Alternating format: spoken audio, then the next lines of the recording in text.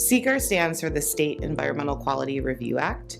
So SEQRA is a law that mandates that certain agencies who may have to make discretionary approvals for projects have to look at whether or not a project may have what's called a significant adverse impact on the environment.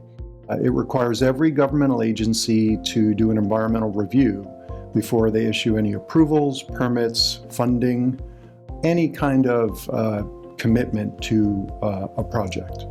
Phillips Lytle provides a range of SEQRA services. Most common SEQRA services we provide are taking a client through the environmental review process for an application or for an approval that they're going to issue if they're a governmental agency. We can do smaller scale projects or smaller scale large volume work for certain clients. It doesn't matter whether it's a public or private project. It's really just a question of who's doing the environmental review. But the process really is very much the same. Where our specialty really lies is with large-scale project development. If you're looking at larger projects that may have potentially larger impacts that you need to evaluate and work with large teams of consultants and experts in different areas, that's really where our expertise comes into play.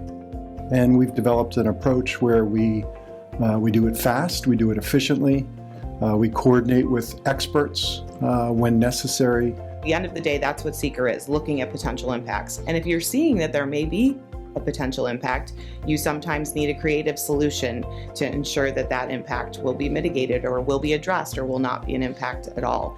And that involves having the right team, the right project design team. The lawyers in the room can certainly have excellent suggestions as how to move things forward, but you need the right consultants, the right architects, the right engineers who can help you have that creative approach. If there are significant adverse impacts, you do an environmental impact statement, which just means a little more process. But that process will eventually wrap up and you will be done with your environmental review. The beauty of the process, the beauty of the environmental review, there really is no unfavorable outcome. It's just a question of how long and how much time, energy, and expense you have to get through the process.